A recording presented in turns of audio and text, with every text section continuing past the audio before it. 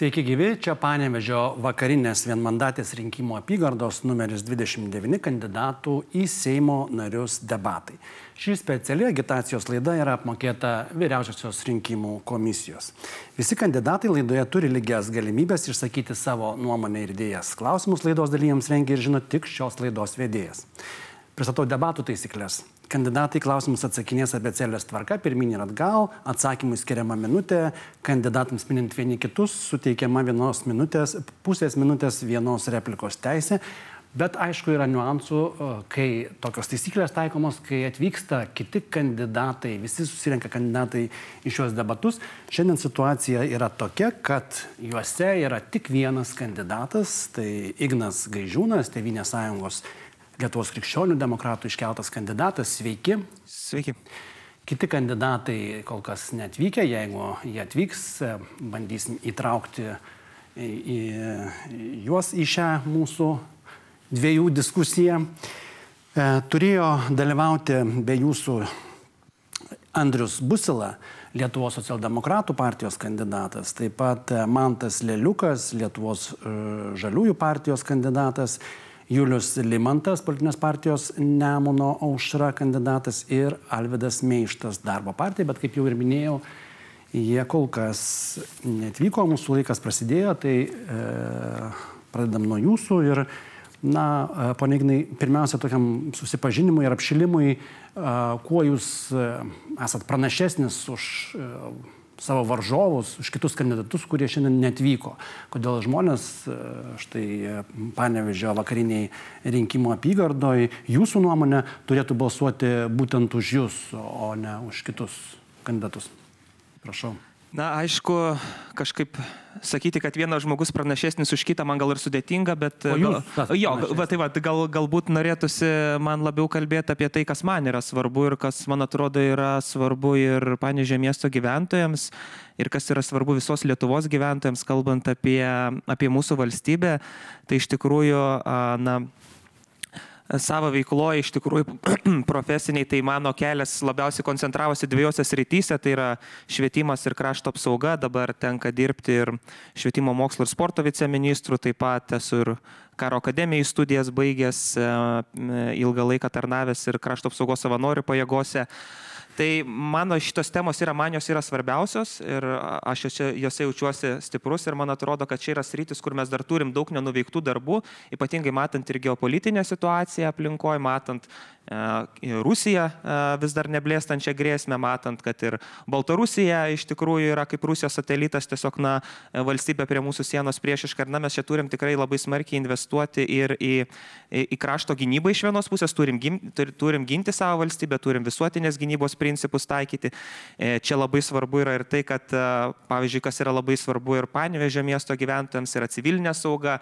Iš tikrųjų, Panevėžys šiandien dienai turi vieną mažiausiai išvystytų civilinės saugos infrastruktūros situacijų Lietuvoje, tikrai yra ryškiai mažesnis priedangų skaičius.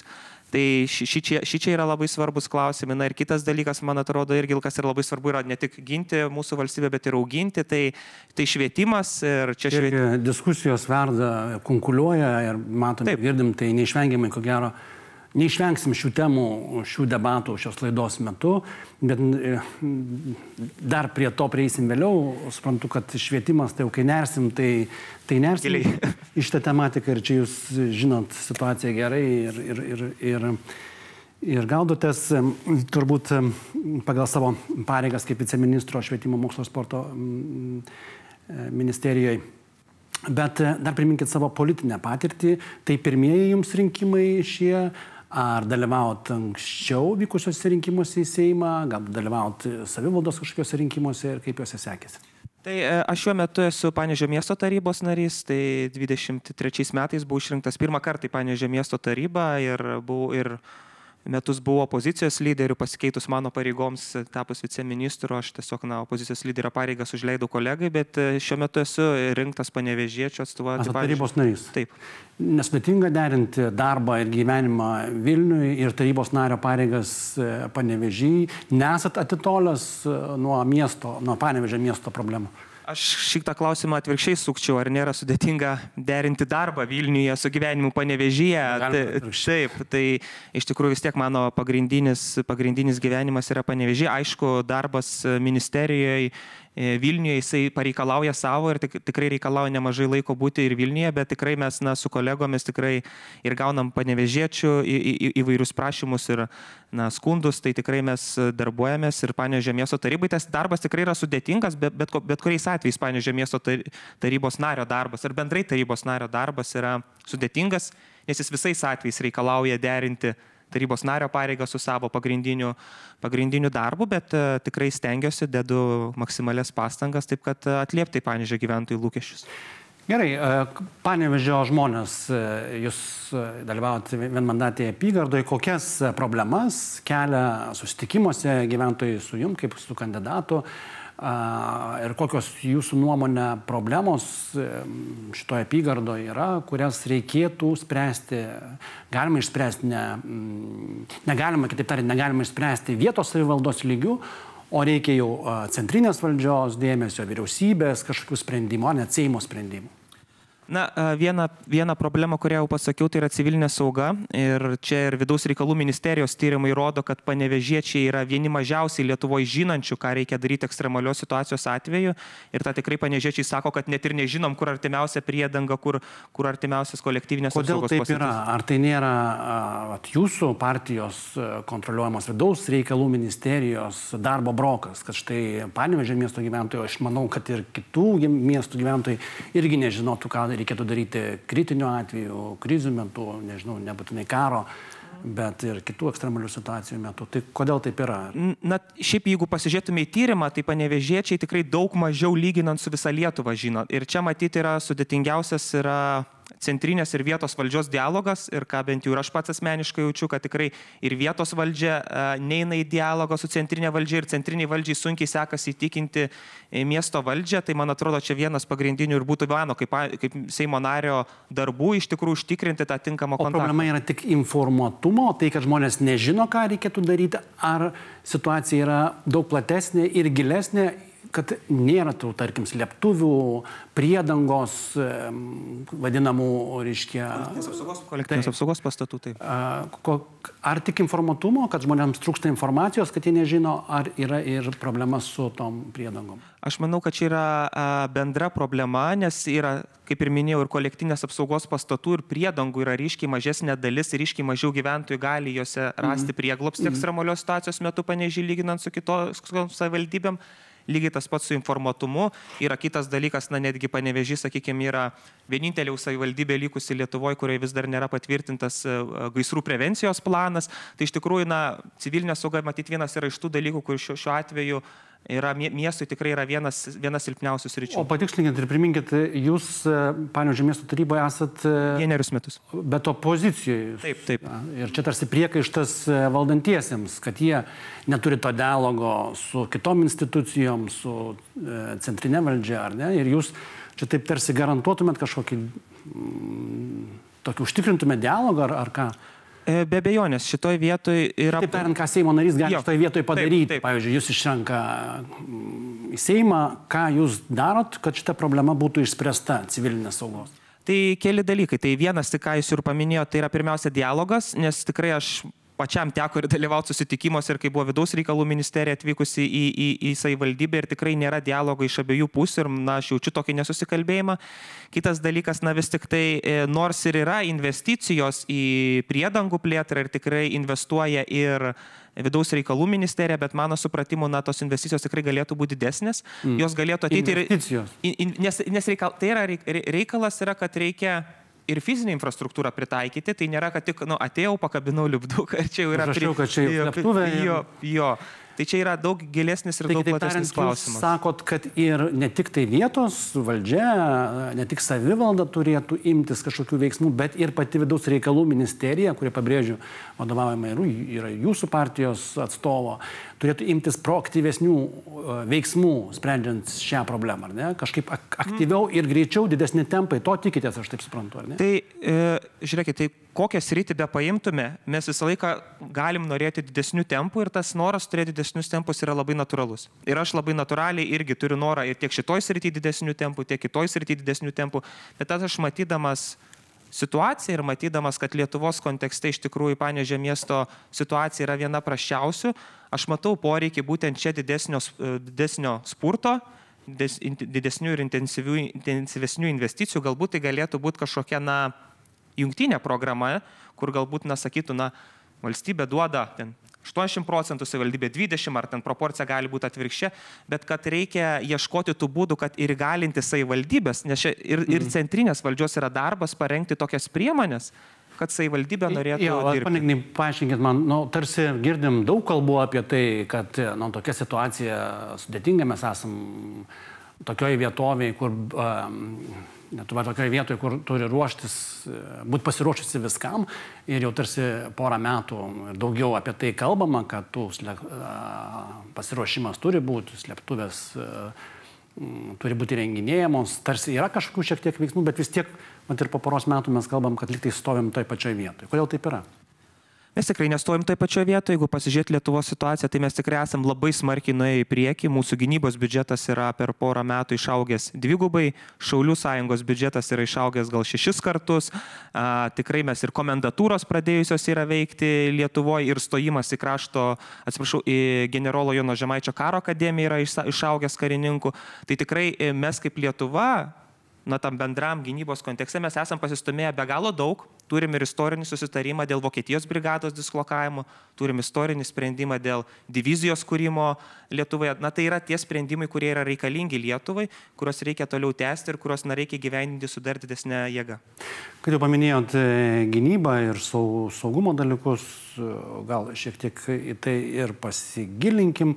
Tai jūs paminėjot, kad finansavimas gynybai yra didesnis, bet vis tiek kalbam apie tai, kad jis dar nėra pakankamai galbūt toks, kokio reikėtų šiuo įtemptu metu. Ir štai šalies vadovai užsimena apie siekiamybę, kad finansavimas gynybai būtų didinamas iki 3,5%. Kai kurie politikai, kurios partijos kalba ir apie 4% nuo bendrojo vidaus produkto. Kaip koks jūsų matymas, reikėtų didinti dar finansavimą gynybai nuo dabar esančio, nes kai kas siūlo, kad iš vis nieko didinti nereikia, o reikia atlikti reviziją, kaip tos skiriamos lėšos naudojamos, ar racionaliai ir panašiai. Tai ar reikėtų didinti ir jeigu reikėtų didinti, tai kieno sąskaitą?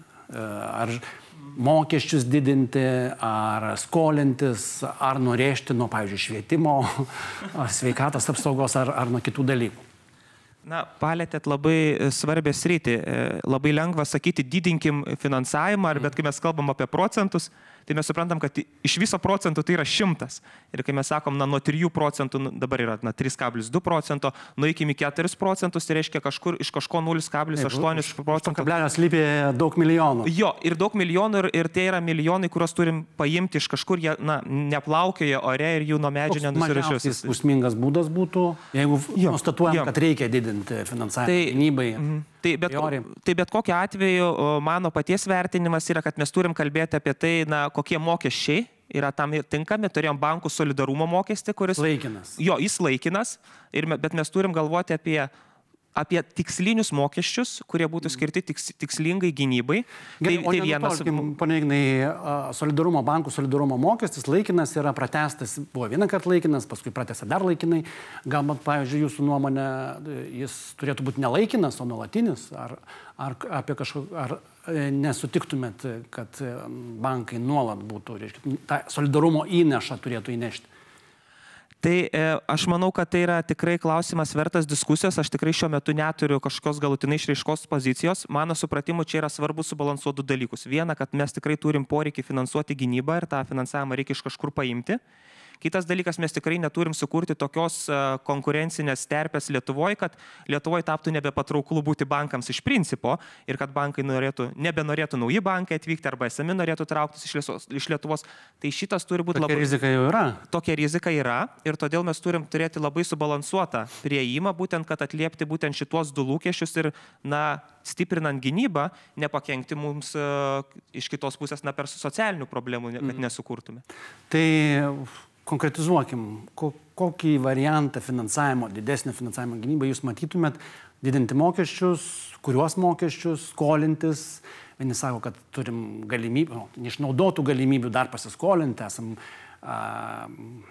ta šalis, kuri nėra smarkiai įsiskolinusi lyginant su kitomis ES šalimis. Ar pavyzdžiui, jūs matytumėte irgi galimybių sumažinti kažkur išlaidas kitur. Tarkim, nežinau, čia per debatų metu kai kurie kandidatuojantys į Seimą politikai kalbėjo apie tai, kad ir labai daug turim švietimo įstaigų, kurios, čia pasakyti, neracionalus jų naudojimas yra didžiuliai pastatai, o mokinių mažai juose arba mokytojų. Gal kažką dar galim čia sutaupyti? Na, vienas iš tokių būdų, skolinimasis šiaip tai yra variantas, bet skolinimasis turi būti ES kriterijų ribose. Ir mes šiandien dienai esam ant šitų kriterijų ribos, 3% nuo BVP, ir mes iš tikrųjų turėtume neviršyti šitų kriterijų, nes tai vienas iš... Bet jau yra siūlymų, kad ES galbūt galėtų svarstyti, nuimti tą kartelę skolinimosi dėl pasikeičiančių geopolitinės situacijos ir dėl didesnio finansavimo gynybai, kad tai galima būtų tą kartelę nuleisti šiek tiek. Galbūt variantas. Tai be abejonės, jeigu mes na ES mastu sutarsim, kad tai yra variantas, tai aš tikrai šitą palaikyčiau, bet visą laiką skolinimasis turi būti saikingas, nes skolą reikia gražinti. Ir tai nėra pinigai, kurios pasiėmėm ir kurios laiką galima pasimti. Todėl čia turi būti labai subalansuotas valstybės finansų valdymas. Tai aš šitoj vietoj būčiau rezervuotas skolinimosi didinimui.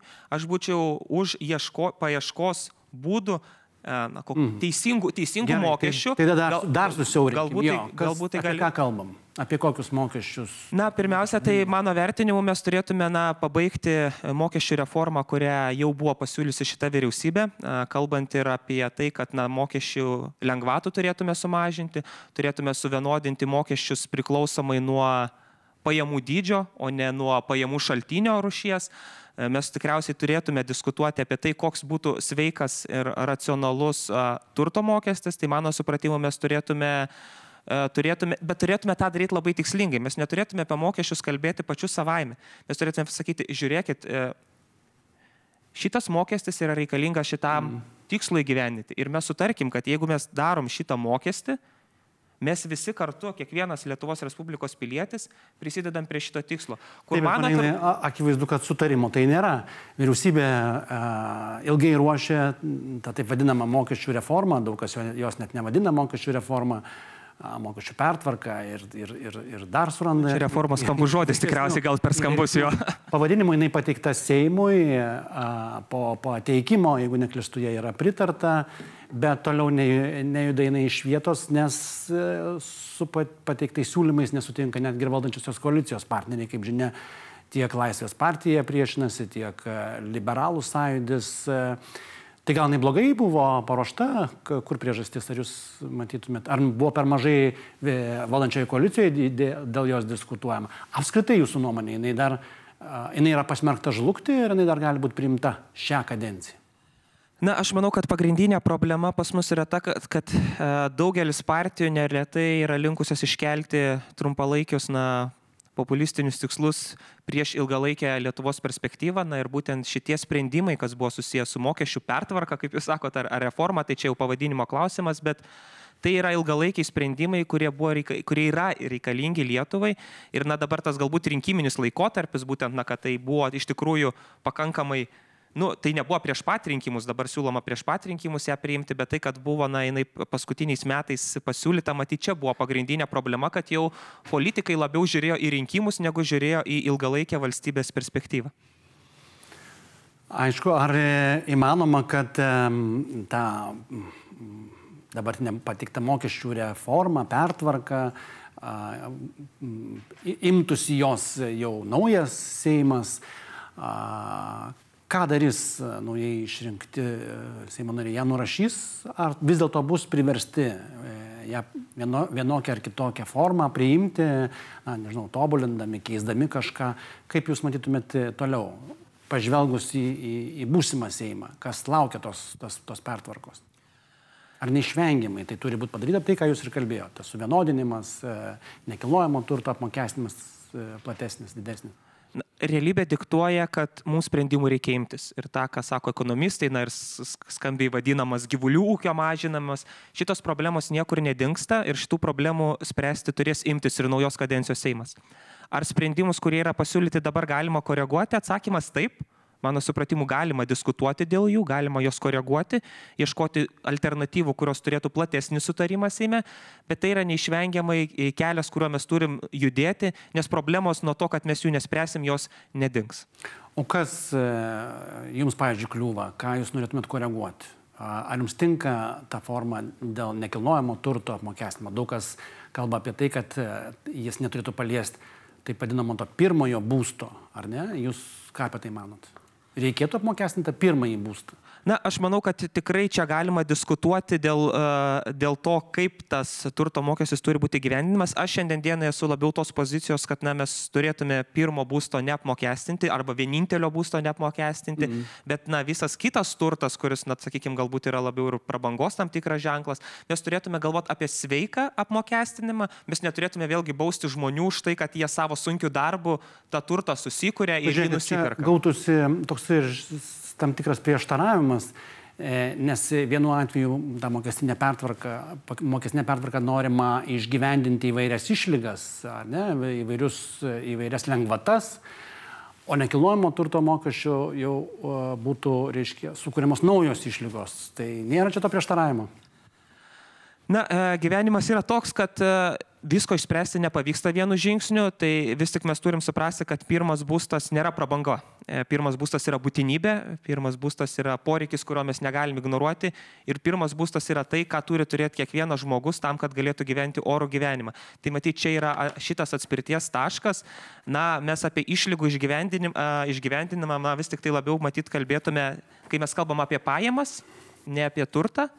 Na, mes turim tikrai įvairių tų išlygų, kas liečia pajamas, tai vis tik tai mes turėtume susikoncentruoti tai, kad pajamų dydis turėtų nulemti, koks yra mokesčio dydis, o ne pajamų šaltinis. Užsiminėt apie teisę oriai gyventi, tai gal šiek tiek apie socialinę atskirtį, socialinius dalykus pakalbėkim. Kas jūsų galva turi didėti sparčiau? Pensijos ar darbo užmokestis? Turi judėti prieki ir tas, bet mes visgi irgi suprantam, kad pensijos gali rastis tik tai iš darbo užmokesčio, nes jo pasekoje mes surenkam mokesčius, iš kurių galim mokėti pensijas.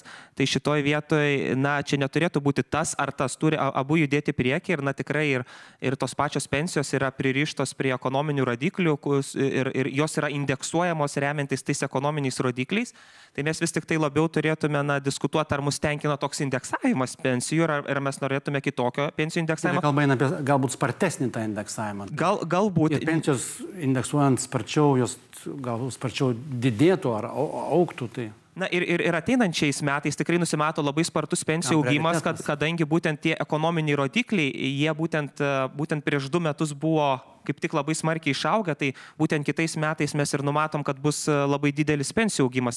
O šiaip jau pasižiūrėjus vien per šią kadenciją, pensijos augo 60%. Nepaisant to, naujausiai įvairūs rodikliai rodo, kad didžiausias skurdas ir didžiausia atskirtis yra tarp pensininkų. Ką daryti? Ką jūs kaip kandidatas siūlot? Vis tik rinkėjai turbūt klausė jūsų, kokį būdą žinot, kaip tą atskirtį sumažinti ir sumažinti skurdą tarp pensininkų. Aišku, aktualu skurdo rodikliai taip ir visur kitur, bet apie pensininkus.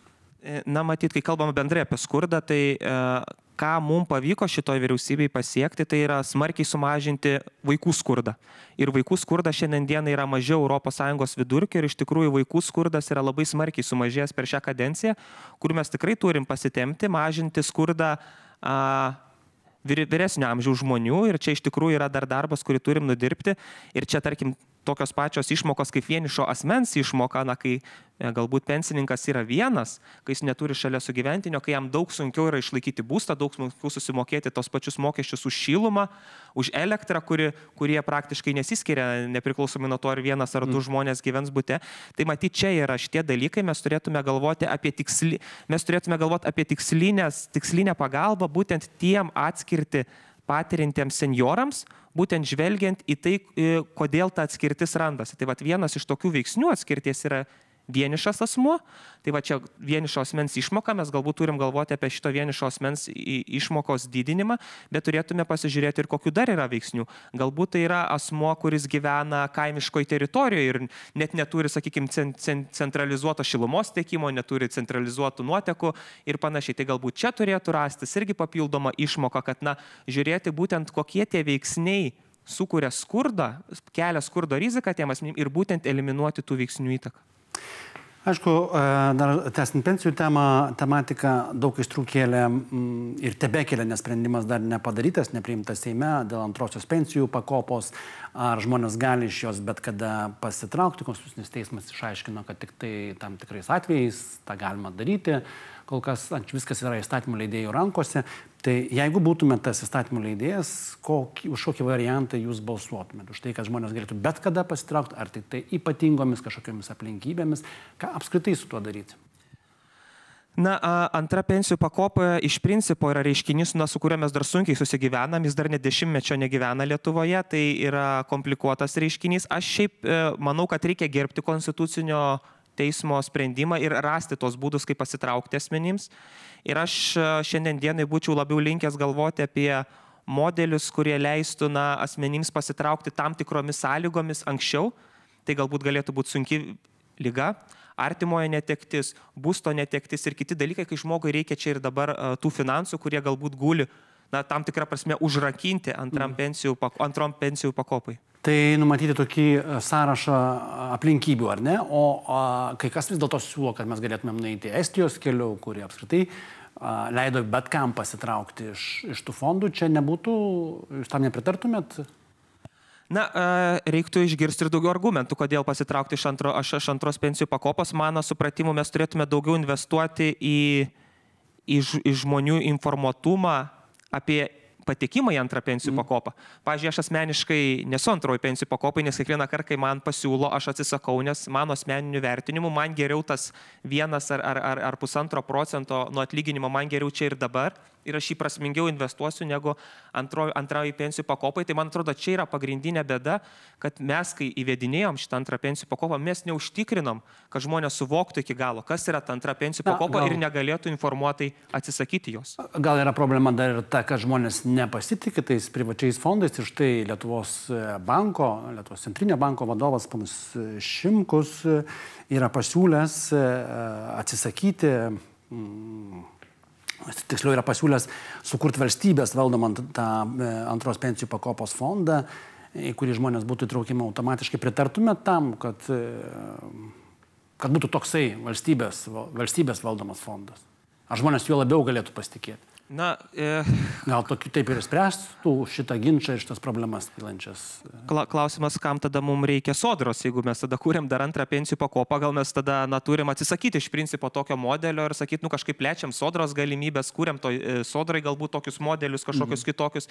Tai aš šiandien dienai man tokia idėja skamba gal ne iki galo išdiskutuota. Čia kaip siūlymas yra tokių siūlymų įvairių ir daugiau, ir pavyzdžiui, netgi yra kai kas savo programuose siūlo įsteigti valstybinį banką. Čia trumpai, jūs pritartumėt, nepritartumėt? Ne, valstybiniam bankui šiandienai pritarčiau. O pavyzdžiui, siūlymas yra įsteigti regionų ministeriją, kuri imtųsi tos regionų atskirties, kurie tarp didesnių Lietuvos miestų ir mažesnių. Ar tokia ministerija padėtų išspręsti problemas? Tokia ministerija yra vidaus reikalų ministerija. Tik tiek, kad pagrindinis iššūkis buvo, kad per šią kadenciją vidaus reikalų ministerija turėjo atremti hibridinę Lukašenkos ataką ir pastatyti fizinį barjerą su Baltarusija ir negalėjo orientuotis būtent į tuos sprendimus. Bet tokia ministerija yra ir tai yra vidaus reikalų ministerija. Ar vidaus reikalų ministerija tą hibridinę ataką atlaikė? Neatlaikė, aišku, sėkmingai, bet sulaukė kritikos iš tarptautinių organizacijų, įvairių visuomenininkų, iš ES institucijų dėl tos vykdytos apgręžimo politikos. Jūs jai visiškai 100% pritarėt, ar vis dėlto manot, kad su tais pabėgėliais buvo elgiamasi galbūt per žiauriai, kaip sako žmogaus teisų ekspertai? Mano supratimu...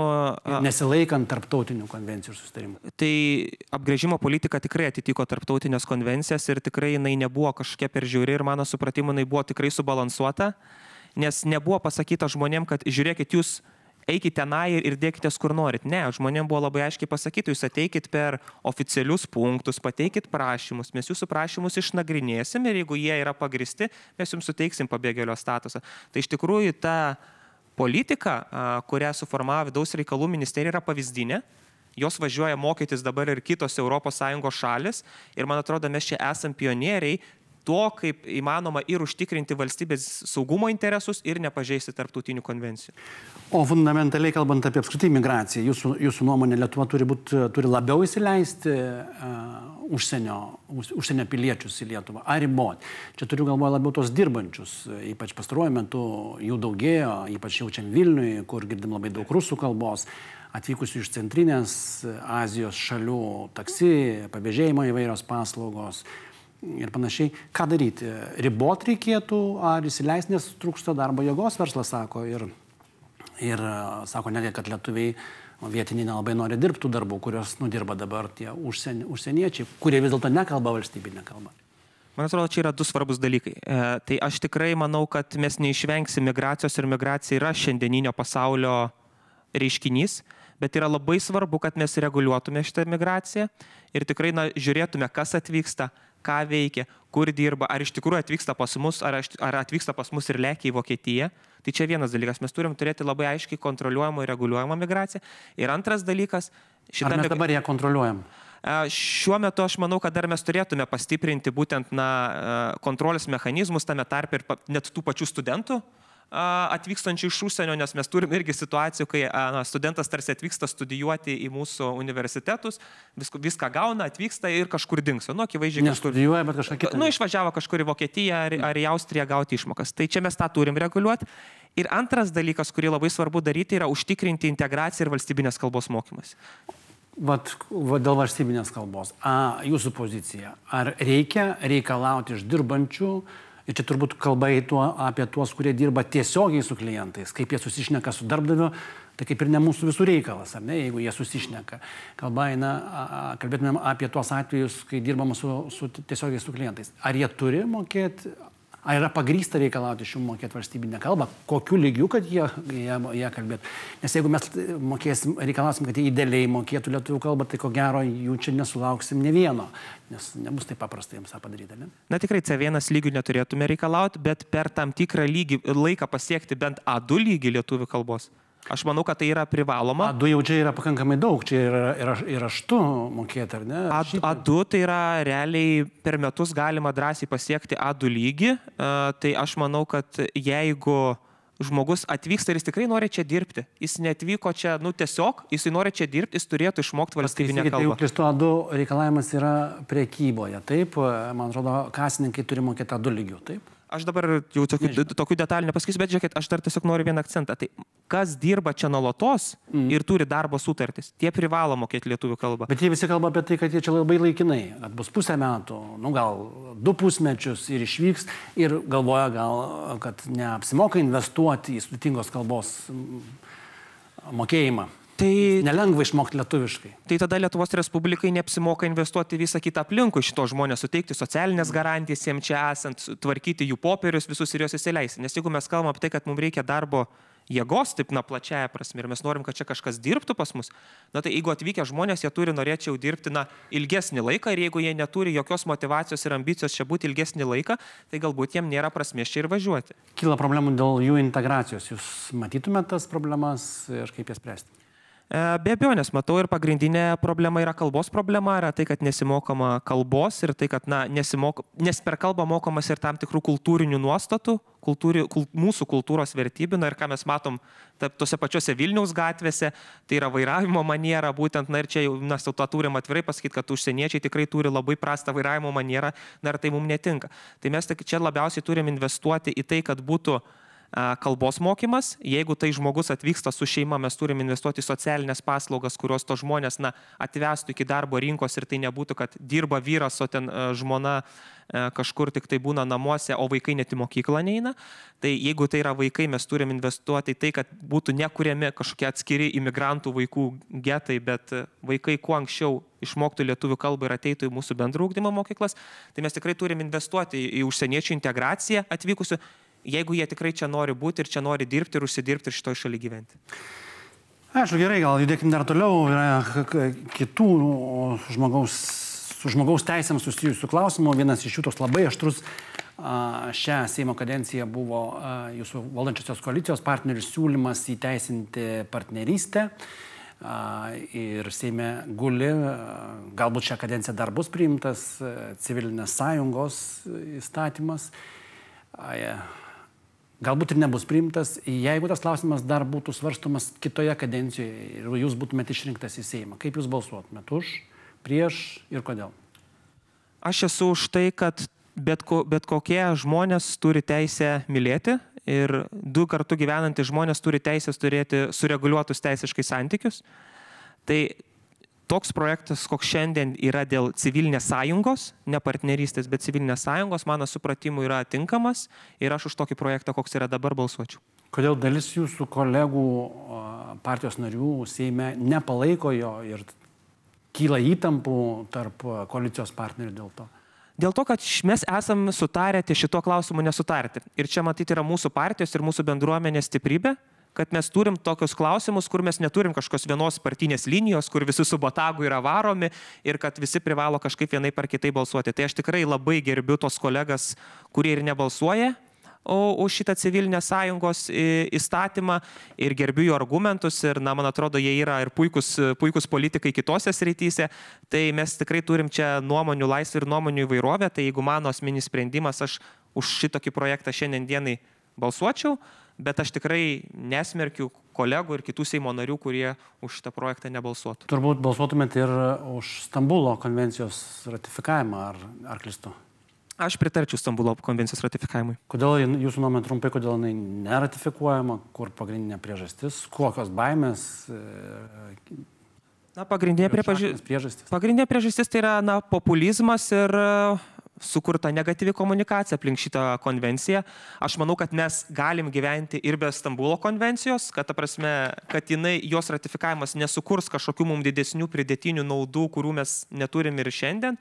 Bet jeigu toks klausimas Seime būtų, aš balsuočiau už Stambulo konvencijos ratifikavimą, nes tai labiau yra principinis valstybės pasakymas apie tai, kad smurtas prieš moteris yra negalimas ir matyt, čia mes turim labai gerai išdirbtą komunikacinį, net triukų nesinori vadinti, bet komunikacinę priemonę, kur būtent Stambulo konvencija yra mistifikuojama ir ją yra gąsdinami žmonės, kai joje iš tikrųjų nieko nėra. O beje, ar pritartumėt visuotiniam šaukimui, į kurį būtų įtrauktos ir merginos?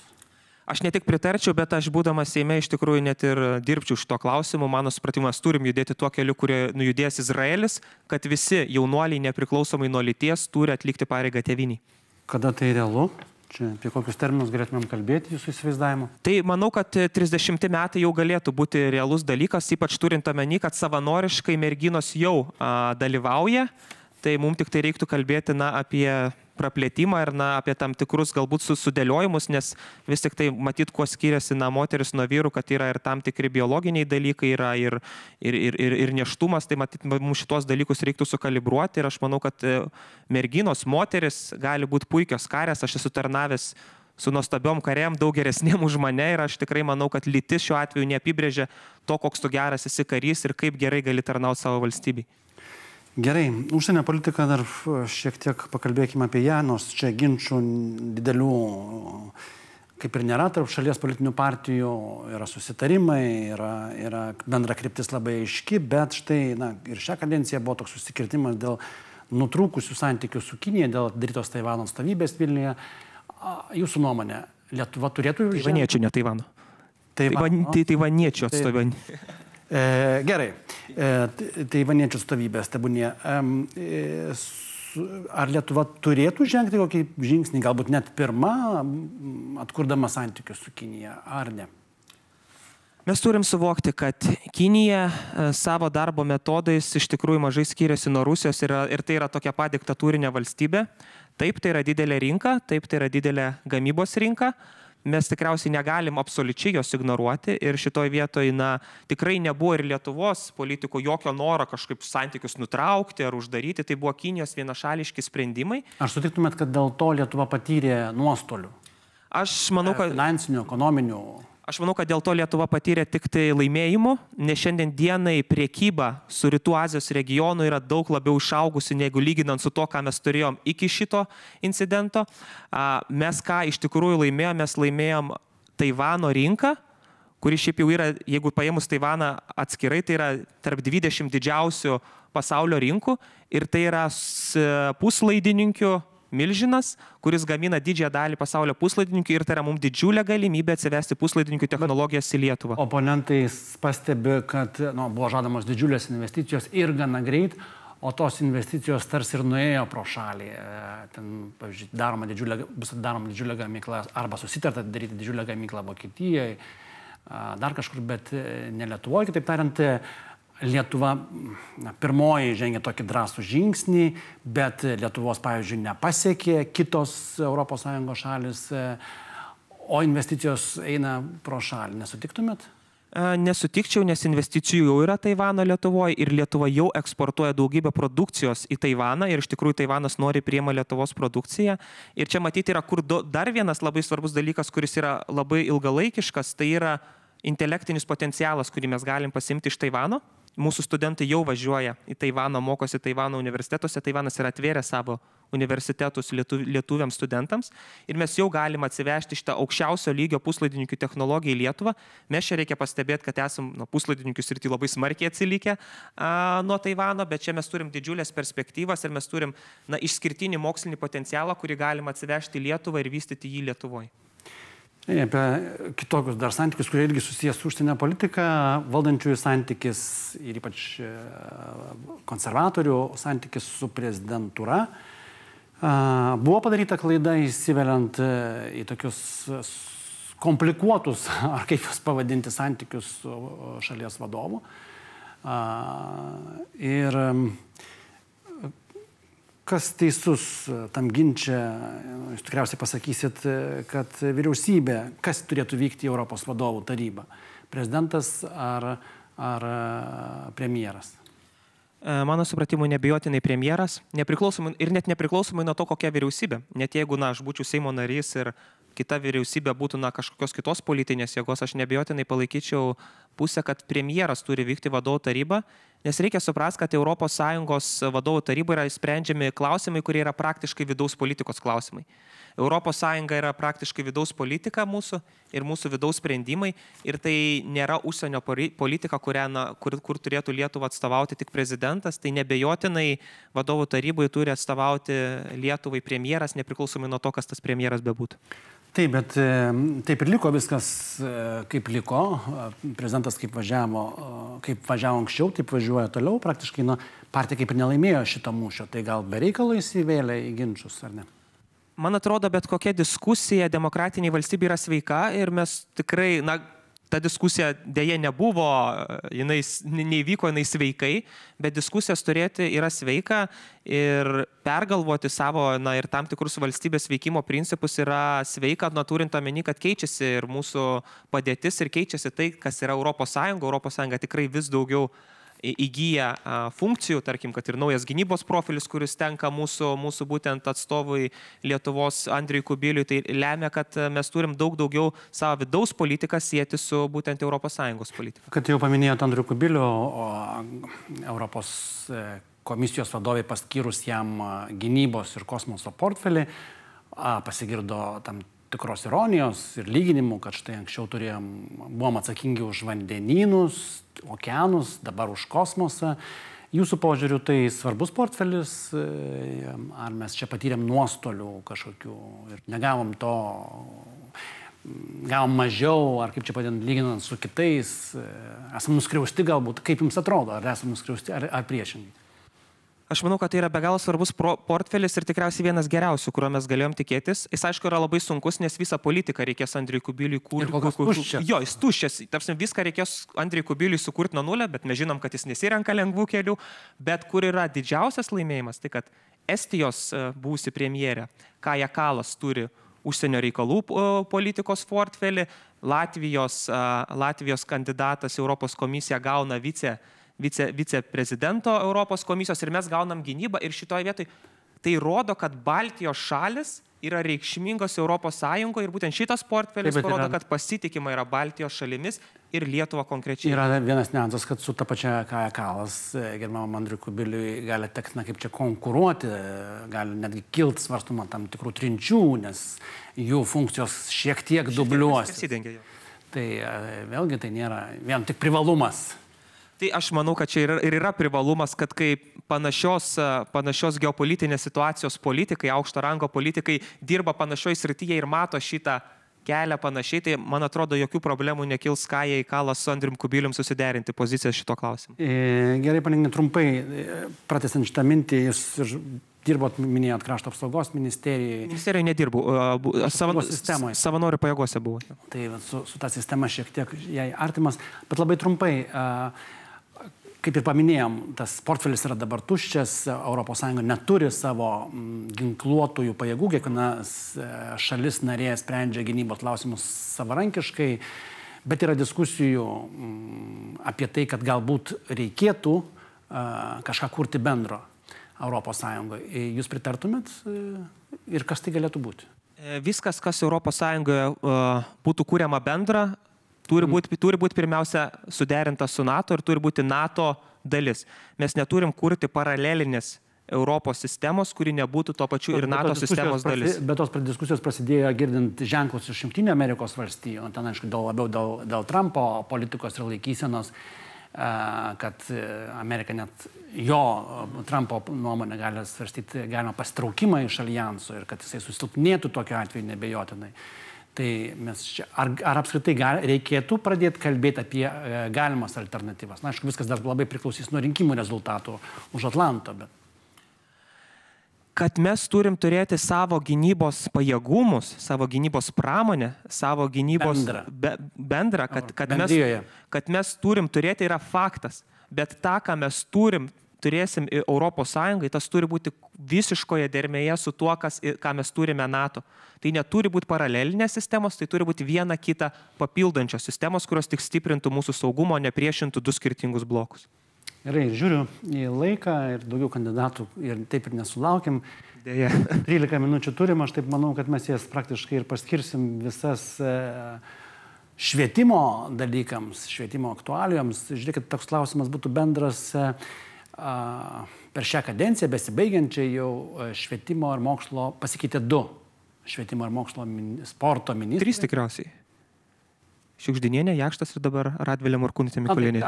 Bet aš turiu galvoj, kad buvę 2 jau baigė pareigas, turėjo trauktis iš pareigų, dabar Radvilė jau 3. Ar tai nerodo, kad konservatoriai nesusitvarkė su šita jai patikėta, šitai partijai patikėta sritim? Ką tai rodo, tas ministrų pasikeitimas, ar nerodo, kad čia yra, Pirmiausia, pasižiūrėkim, kokiam sąlygom turėjo pasitraukti Jurgita Šiugždinienė. Į jokiais būdais nepasitraukė dėl kažkokio švietimo srities ar sporto srities darbo. Jai teko pasitraukti dėl to čekiukų skandalo, kur iš tikrųjų net ir generalinė prokuratūra vėliau jokio tyrimo dėl to nepradėjo. Tai buvo visiškai politinės priežastys, absoliučiai nesusijusios su darbai švietimo srity. Tai matyt, čia yra pagrindinis aspektas. Gintauto Jakšto pasitraukimas, matyt, buvo susijęs su tam tikrais iššūkiais ir su tam tikrais nesutarimais, galbūt ir su premjerės aplinka. Bet, vėlgi tai, kad mes tęsiam tos darbus toliau ir tą pačią liniją laikom ir trūkumų šalinam, kurie atsirado, vis tik tai rodo, kad nepriklausomai nuo ministrų kaitos, politinė linija, darbai, jie tęsiasi ir nėra taip, kad ateina naujas ministras ir mes vėl pasaulį naują kūrėm. Ne, visa ta Tėvynės sąjungos Lietuvos krikščionių demokratų linija ir visi tie darbai švietimo srityje yra nuosekliai tęsiami nepriklausomai nuo to, kas yra ministras.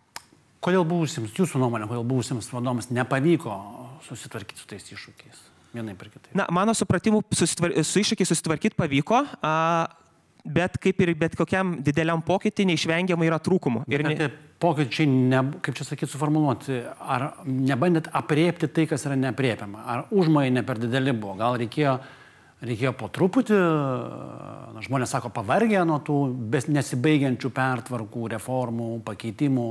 Mokiniams tai kelia stresą, mokytojams irgi, mokinių tėvams kelia stresą. Tai gal buvo bandyta per daug padaryti vienu metu?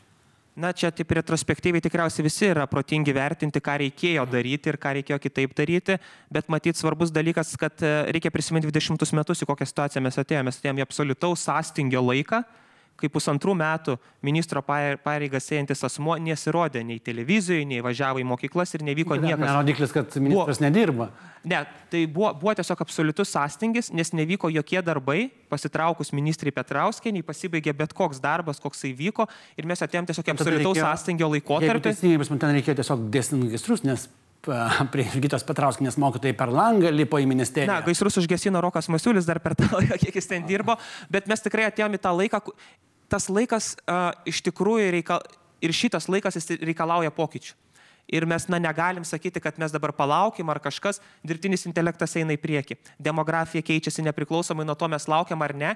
Ir nei vienas pokytis nebuvo dėl pokyčio, jie visi buvo išprovokuoti aplinkos ir ir mūsų švietimas negalėjo atsilikti nuo pasaulio šitoje vietoje ir mes negalėjom laukti. Bet švietimas tokia labai jautrus toks dalykas, nes čia kalbam apie mokinių likimą ir štai, kad ir tas tarpinis 11-okų patikrinimas.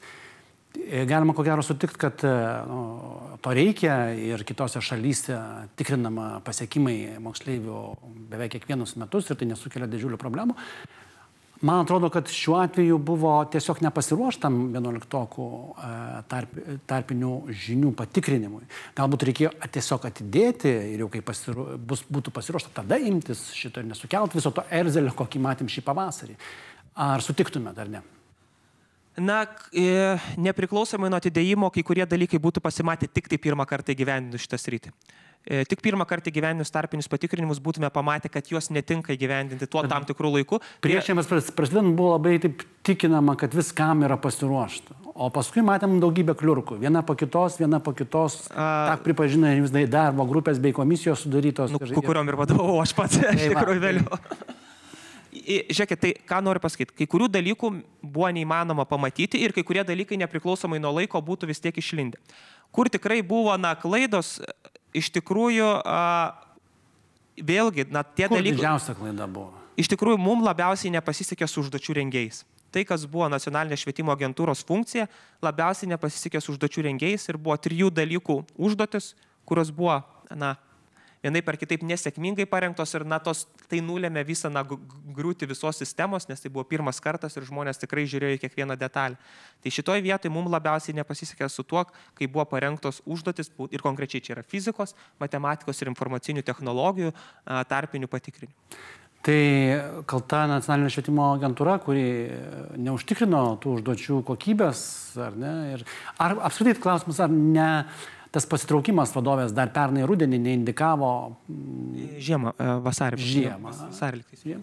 Jo neindikavo, kad tiesiog yra problema su to tarpiniais egzaminais, kad jiems nepasiruošta ir galbūt tada reikėjo stabdyti ir neeksperimentuoti su moksleiviais.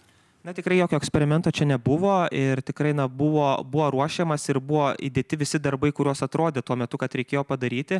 Savaime vadovės pasitraukimas tikrai buvo susijęs su tuo, kad tie darbai vyko per lėtai ir tam tikros pasiekmes, mes jas matom, bet galbūt tai nebuvo tuo metu tik nacionalinės švietimo agentūros atsakomybė, tai sakykime buvo ir tikrai tuometinė švietimo mokslo ir sporto ministerijos vadovybės dalis atsakomybės, kad pasitikėjo agentūra ir kad pasitikėjo, jog tai bus padaryta tinkamai. Tai čia ta atsakomybės grandinė nėra tik tai vienos institucijos. O kas atsakingas už vadovėlius? Nes čia tokie lydintis dalykai.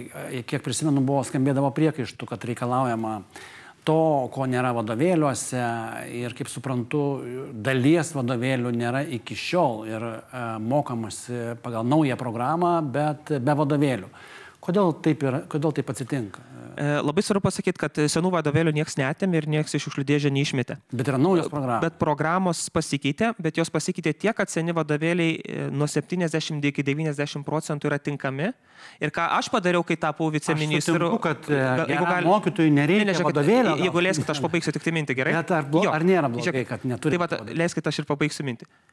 Ir kai aš tapau viceministru, tai mano buvo pagrindinis uždavinys, kad nuo 30 iki 10% to, ko trūksta mokytojam ir to, ko nėra, kad mes parengtume. Ir mes per vasarą šitą parengėm ir dabar rudenį esam paleidę mokytojam ir visi mokytojai turi tą trūkstamą medžiagą, tą, kuri nėra padengta vadovėliais. Prasidėjus mokslo metams, manau, kad ne tik tai šiemet, ne tik tai šiais mokslo metais, rugsėjo mėnesį, bet ko gero jau ir pernai, kai kurios ugdymo įstaigos susidūrė ne tik su vadovėlių trūkumu, bet ir su mokytojų trūkumu, ypač dalykininkų. Kiek tenka girdėti, tai vienoje ar kitoje mokykloje trūksta matematikos mokytojo, kai kas neturi fiziko. Čia ko gero nieko naujo nepasakau, ar ne? Bet kaip jūs įsivaizduojat, aš manau, kad ir ministerija kažką bando daryti, kaip įsivaizduojat, šitą problemą gali tik aštrėti, ar ne? Tai kaip spręsti mokytojų trūkumą? Ar žinot būdą ir ką darytumėte, jeigu būsit vėl valdžioj? Žiūrėkit, mes per šią kadenciją perlaužėm tendenciją. 19 metais į pedagogiką įstojo mažiausias istorijoje mokinių skaičius, tai buvo 500. Faktas, kad jie... Leiskit pabaigti, gerai, iki galo mintį. Žiūrėkit, leiskit iki galo mintį pabaigti, taip. 500 su trupučiu įstojo 19 metais. Šiais metais įstojo jau virš 1500, tai yra 3 kartus išaugimas. Taip, ne visi nueina į mokyklas. Bet nuo 500, kai ne visi nueina į mokyklas, yra daug mažesnis skaičius negu nuo 1500. Ir mes šią tendenciją esam perlaužę. Stojimas į pedagogiką yra išaugęs 3 kartus ir mes tą tendenciją jau matom dabar jau porą metų iš eilės. Šiemet baigė studentai, tie, kurie pradėjo studijuoti 2019 metais. Mes šiandien gyvenam 2019 metų pasiekmėse. Tai mes esam tendenciją stojimo į pedagogiką perlaužę ir dabar tik tai mums yra klausimas išlaikyti tuos 4 metus, kol prieis būtent šitie žmonės. Ta indikuoja ir vadovai, jie mato šitą, ta indikuoja ir universitetai. Tikrai stojimai į pedagogiką yra išaugę. Pedagogikos studijos yra daug populiaresnės tarp mokinių ir čia mes matome reikšmingą proveržį. Apie kokį būdą, kaip čia sakyti, grubiai pasakysiu, pririšti tuos studentus, ar ne, prie to, kad jie pabaigę studijas pedagoginės, dirbtų tam tikrą laiką mokyklose, kažkas skatinimo sistema ar dar kažkokia rimtesnė, nes galbūt jūs ir nesutinkat, aš nežinau tikslių skaičių, jūs pasakykit, bet vieni yra rodikliai, ko gero, kad daugėja iš tikrųjų stojančių į pedagoginės specialybės, bet nebūtinai baigia dirba mokyklos. Na, mes kaip tik matom, kad su kiekvienais metais vis didesnė dalis baigusių nueina į mokyklą. Šiandien dienai tai yra apie pusę, nuo pusės iki 60%, kurie baigė studijas, dirba mokykloje 5 ir daugiau metų. Tai mes šitą tendenciją matom. Bet mes tikrai turim ir padidintas stipendijas studentam, kurie pasirašo sutartis, kad pabaigę studijas dirbs kažkurioje savivaldybėje ar kažkurioje mokykloje. Tai mes šitą tam tikrą pririšimo mechanizmą turim. Didesnio mes nenorėtume formuoti, nes tai kaip tik atbaidytų tada žmonės nuo pasirinkimo šitų studijų, nesakytų, žiūrėkit, aš baigiu studijas, o man tu iškart kažkur liepia eiti. Kandidatai šituose debatuose, palietus švietimo temą, akcentuoja didžiulę atskirtį tarp mokyklų. Kartais minima, kad jinai yra ir ko gero čia turime galvoje dar gal ir privatų sektorių, ypač matyti ryškus tarp valstybinių ugdymo įstaigų ir privačių. Kas daroma šitoje srityje? Ką jūs darytumėt, jeigu būtumėt išrinktas į Seimą, kad ta atskirtis tarp mokyklų mažėtų? Ką mes jau padarėm? Mes pradėjome įgyvendinti 1000-mečio mokyklų programą. Tai yra didžiausia per nepriklausomybės laikotarpį investicijų programa į Lietuvos švietimą ir ne tik į pastatus, bet ir į minkštą dalį. Dalyvavo 58 savivaldybės. 250 milijonų yra skirta šitai programai ir šita programa būtent orientuota yra į atskirties mažinimą.